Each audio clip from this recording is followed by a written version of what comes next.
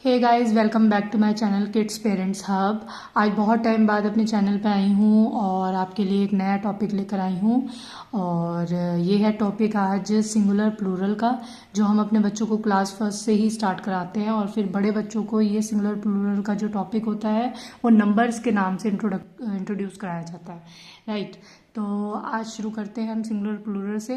तो देखो, आज की वीडियो में आप सिंगुलर प्लूरल तो सीखेंगे, जो कि बहुत इजी भी होता है, बट कई बार कंफ्यूजन होती है बच्चों को कि कहाँ तो हम एस लगाएं और कहाँ हम आई ई एस लगाएं और कहाँ ई एस लगाएं और कहाँ वी ई एस लगाएं। तो सब चीज़ें बहुत ही ज़्यादा कंफ्यूज कर देती है बच्चों को, और इसके वजह से बच्चे समझ ही नहीं पाते हैं। तो देखिए, जिनमें एस लगना होता है नॉर्मल, वो तो बच्चे बहुत आसानी से याद कर लेते हैं, मगर जैसे जैसे बड़े होते हैं तो देखो एस भी यूज़ होता है और आई ई एस भी यूज़ होता है बहुत सारे वर्ड्स में, जबकि ई एस भी यूज़ होता है और वी ई एस भी यूज़ होता है। तो हमें नहीं पता होता, हमारे बच्चों को नहीं पता होता कि ये सब कहाँ यूज़ कराएं, ठीक है। और स्पेलिंग्स भी बच्चों को जल्दी याद नहीं हो पाती है, तो बहुत मुश्किल हो जाती है कि हम कैसे उस बच्चों को उनकी जो ये कन्फ्यूजन है वो क्लियर करें। तो ये जो आज का वीडियो है और आज का जो टॉपिक है वो सिर्फ क्लास 1 के बच्चों के लिए नहीं है, आप इससे भी बड़े बच्चों के लिए देख सकते हैं, क्योंकि छोटे बच्चों के लिए तो ज़्यादातर हम एस वाले ही यूज़ करते हैं। बाकी बड़े बच्चे हो जाते हैं तो फिर आई ई एस का भी यूज़ होता है, ई एस का भी यूज़ होता है, वी ई एस का यूज़ होता है।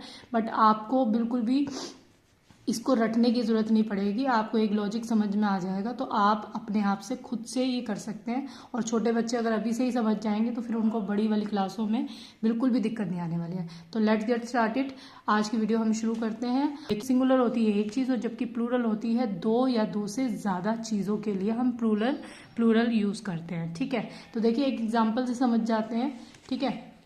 देखिए, तो यहाँ पे लिखा है बी ए जी, बैग, बैग, और यहाँ पे है प्लूरल, उसका नाउन में प्लूरल में आपने लिखा है बी ए जी एस, बैग्स, ठीक है।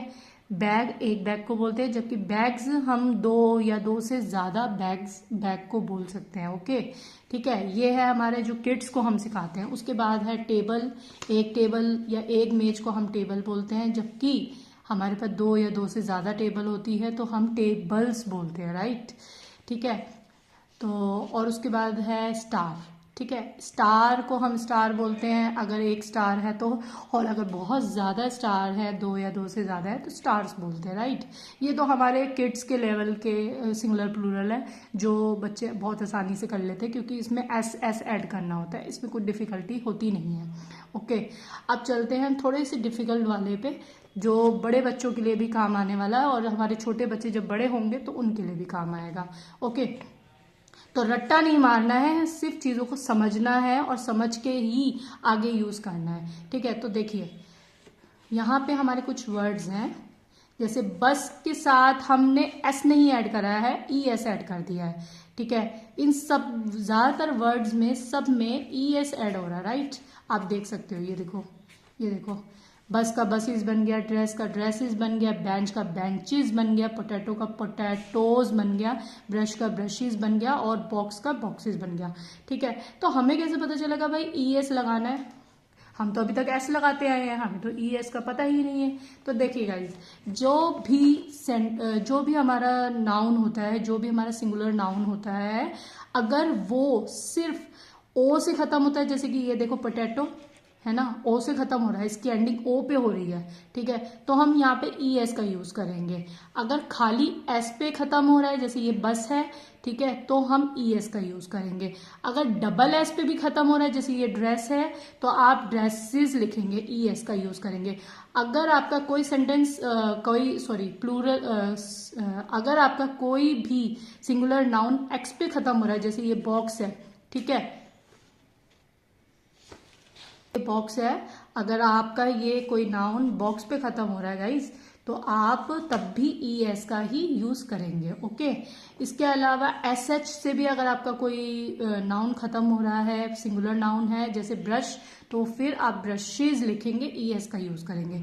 और अगर CH पे खत्म हो रहा है, मतलब च की साउंड पे खत्म हो रहा है, जैसे बेंच है, वैसे आप इसको बेंचेस लिखेंगे, ES का यूज करेंगे। तो आपका लिए रूल सेम है कि O पे खत्म हो रहा हो, S पे खत्म हो रहा हो, SS हो, या फिर X हो, या SH हो, या CH हो, तो यहाँ पे आपको बिना सोचे समझे ES का यूज कर देना है। ठीक है, ये आपके आने वाली क्लासों में बहुत काम आने वाले हैं, यही वर्ड्स अब आपको सीखने होंगे। ठीक है, नॉर्मल वाले जो ओनली S ऐड करना होता है तो वो अब आपको कम काम आएंगे। ठीक है, अब आपको अगर लॉजिक पता चल जाएगा कि हमें यहाँ ये जो लगाना है, तो आप इतने सारे प्लूरल और सिंगुलर नाउन में कंफ्यूज नहीं होगे कि आपको कहाँ S लगाना है, कहाँ ES लगाना है, कहाँ IES लगाना है। तो आई होप आप अभी यहाँ पे तो क्लियर हो गए होंगे। चलिए नेक्स्ट तरफ पे चलते हैं हम, जो है हमारा ये जितने भी ये वर्ड्स हैं, देखिए गाइस आप देख पा रहे होंगे, एक सेकेंड, हाँ, तो जैसे कि ये सारे वर्ड्स हैं F वाले। ठीक है, इन सब के पीछे F आ रहा है। ओके, ठीक है, इस सब के पीछे F आ रहा है। ई को इग्नोर करो, अगर ई है भी तो कोई दिक्कत नहीं है, पर इसको हम नाइफ ही बोलते हैं, तो F ही हमें एंडिंग साउंड आ रही है। ओके, तो FF वाले जितने भी हैं इसके लिए हम VES का यूज करते हैं। तो मैंने अभी आपको S का यूज करा दिया है, ES का भी यूज करा दिया है, अब मैं VES वाला यूज करा रही हूँ कि कहाँ VS लगता है। तो देखो F वाले जितने भी होते हैं ना गाइस, उसमें आप VES का यूज करेंगे। अगर आपके पास एक शेल्फ है आप शेल्फ बोलते हो, अगर आपके पास बहुत सारी शेल्फ है तो आप शेल्फ्स बोलते हो। VES का यूज है। एक चाकू है तो नाइफ बोलेंगे, जबकि बहुत सारे चाकू है या दो है तो नाइफ्स बोलेंगे। लीफ, एक पत्ता है तो आप लीफ बोलेंगे, जबकि बहुत सारे पत्तों के लिए आप लीव्स बोलेंगे। वुल्फ, ठीक है, एक है तो आप वुल्फ बोलेंगे, अदरवाइज अगर आपके पास बहुत सारे हैं तो आप वुल्फ बोलेंगे। तो आपको समझ में आ रहा है ये कॉन्सेप्ट कि कहाँ हमें ES लगाना और VES लगाना है। राइट, अब हम नेक्स्ट वाले पे चलते हैं कि जहां पे हमें IES का यूज करना है। ओके, IES का यूज करना है। अब हम देखते हैं कि कहाँ IES का यूज करना है गाइस। ठीक है, तो देखिए आप यहाँ पे आ जाओ और ठीक है, तो देखिए जिस भी वर्ड में लास्ट में Y आता है गाइस, Y, ठीक है, वहां पे आपको IES का यूज करना है। ठीक है, बट शर्त ये होनी चाहिए कि Y से पहले जो हमारे वर्ड है ना वो कॉन्सोनेंट होना चाहिए।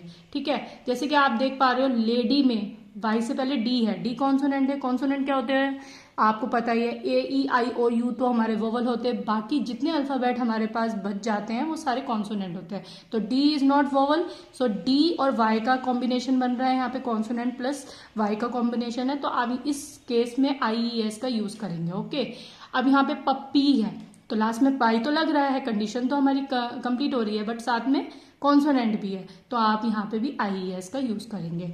स्टोरी, एक कहानी पढ़ी आपने, स्टोरी बोल दिया, बहुत सारी कहानी पढ़ी तो आप स्टोरीज बोलेंगे। ठीक है, यहाँ पे Y भी लग रहा है, Y के साथ कॉन्सोनेंट है, R हमारा कॉन्सोनेंट है, तो इसलिए हमारा IES लगेगा।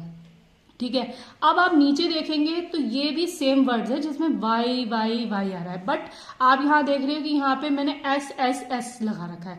ठीक है, तो आप की का कीज नहीं लिखेंगे, IES नहीं लगा देंगे। बॉय का बॉयज नहीं लिख देंगे, बॉयज होगा। ठीक है, जॉय का जॉयज होगा। क्यों होगा? क्योंकि देखिए यहाँ पे Y तो है बट यहाँ पे वोवल भी है आगे। ठीक है, E है, यहाँ पे O है, यहाँ पे भी O है, तो इसी तरह के बहुत सारे और भी वर्ड्स होंगे आपके पास जिसमें Y तो एंडिंग में होगा बट आपके पास आगे वोवल भी होगा। अगर ऐसी कंडीशन में आपको कोई वर्ड मिलता है जिनमें लास्ट में Y है और साथ में उसके वोवल है तो आप इस कंडीशन में S ही लगाएंगे। जबकि अगर आपके पास Y है और कॉन्सोनेंट भी है उसके साथ में तो आप इस कंडीशन में IES का यूज करेंगे। तो देखा आपने कितना इजीली आपको ये चीज समझ में आ गया होगा। ये सारे जितने भी हमारे अभी तक हमने सीखे हैं सिंगुलर प्लूरल कितने इजी हैं। तो देखो आपको स्पेलिंग्स याद करने की ज़रूरत ही नहीं है, सिर्फ लॉजिक पता चल गया तो आपने कंसेप्ट क्लियर हो गया, तो आपने बहुत आसानी से ये कर लेना है। ठीक है, आपके बच्चों को भी दिक्कत नहीं होगी, ना स्पेलिंग्स याद करने का झंझट है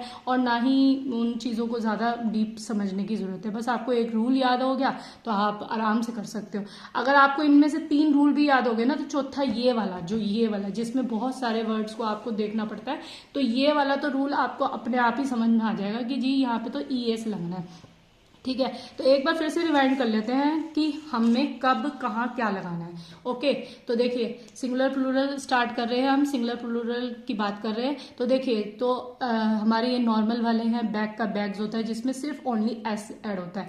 बट जब जिन वर्ड्स में O, S, double S, X और SH या CH हमारे एंडिंग वर्ड्स होते हैं, जैसे कि ये वाले हैं, इसमें आप ES लगा सकते हैं।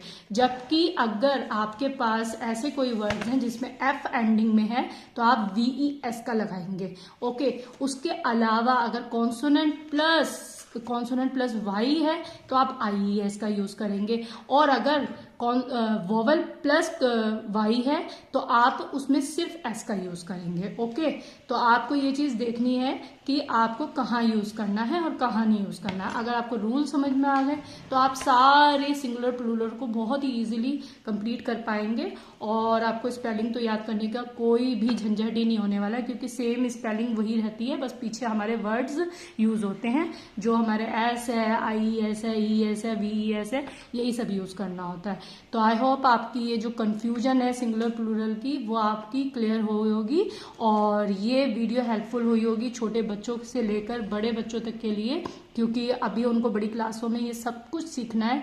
तो आई होप मेरी वीडियो आपको अच्छी लगी होगी, और वीडियो अच्छी लगी हो तो like, share, subscribe to my channel.